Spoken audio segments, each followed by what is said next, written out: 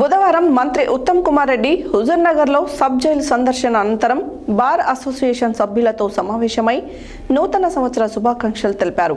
అనంతరం ఆయన మాట్లాడారు. బుధవారం మంత్రి ఉత్తమ్ కుమార్ రెడ్డి హుజూర్నగర్లో సబ్ జైలు సందర్శన అనంతరం బార్ అసోసియేషన్ సభ్యులతో సమావేశమై నూతన సంవత్సర శుభాకాంక్షలు తెలిపారు. ఈ సందర్భంగా ఆయన మాట్లాడుతూ హుజూర్నగర్ 100 పడకల ఆసుపత్రికి స్కానింగ్తో పాటు అదనపు గదుల నిర్మాణాలకు కేటాయించడం జరిగిందని తెలిపారు. నూతన కోర్టుకి రామస్వామి గట్టు వద్ద 2.35 కుంటల కేటాయించడం జరిగిందని, బార్ అసోసియేషన్ సభ్యులు ఎల్లప్పుడూ కూడా తనకు సన్నిహితంగానే ఉన్నారని, న్యాయ వ్యవస్థపై ఎంతో గౌరవం ఉందని అన్నారు. తెలంగాణ రాష్ట్రంలో ఎన్నడూ లేని విధంగా రికార్డు స్థాయిలో 155 లక్షల మెట్రిక్ టన్నుల ధాన్యాన్ని కొనుగోలు చేయడంతో పాటు రైతులందరికీ వారి అకౌంట్లో 2-3 రోజుల్లోనే వేయడం జరిగిందని తెలిపారు.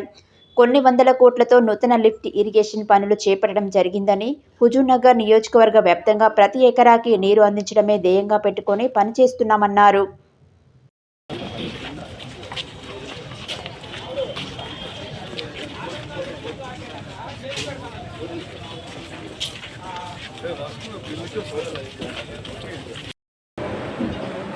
గౌరవ సూర్యాపేట జిల్లా ఎస్పీ గారికి, నాకు ఎంతో ప్రియమైన బార్ అసోసియేషన్ సభ్యులు అందరూ కూడా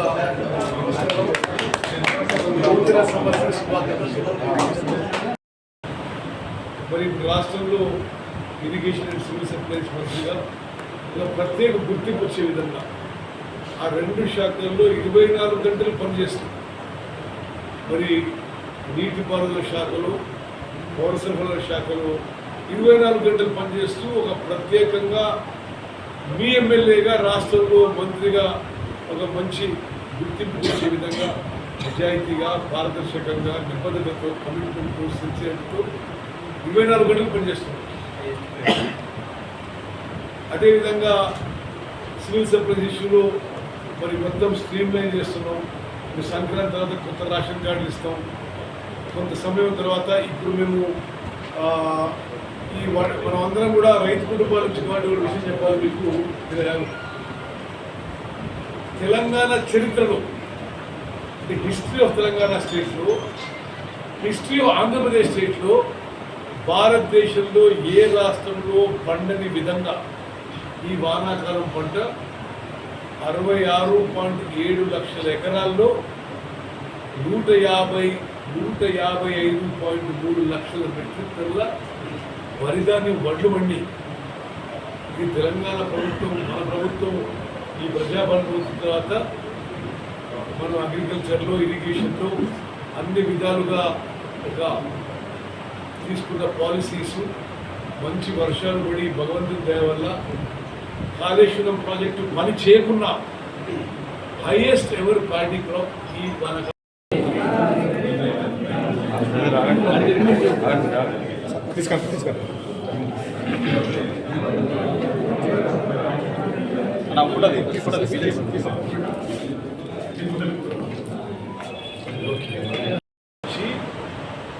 $155 లక్షల మెట్రిక్ టన్నులు ఇచ్చి రైతులకి 2 రోజుల్లో 3 రోజుల్లో పైసలు ఇచ్చినాం. ఎన్నడూ జరగలే అట్లా. ఓకే, మొత్తం తెలంగాణ వరి రైతులకి ఈ ఒక్క పంటలో వారికి వచ్చిన ఆదాయం 35 నుంచి 40 వేల కోట్ల రూపాయలు.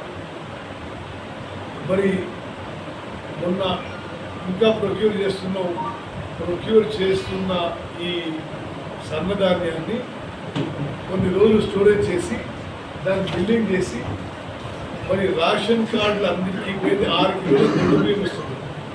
కోర్స్ గ్రెయిన్స్ అది ఎక్కువ శాతం తినడం లేదు. ఈ రీసైక్లింగ్, ఇల్లీగల్ యాక్టివిటీ నడుస్తుంది. మరి ముఖ్యమంత్రి గారు, ఉప ముఖ్యమంత్రి గారు మన క్యాబినెట్ తీసుకున్న నిర్ణయం అందరికీ మరి ఒక 2-3 నెలల్లో 6 కిలోల ఉచిత బియ్యం, ఫైన్ రైస్ ఇవ్వబోతున్నాము.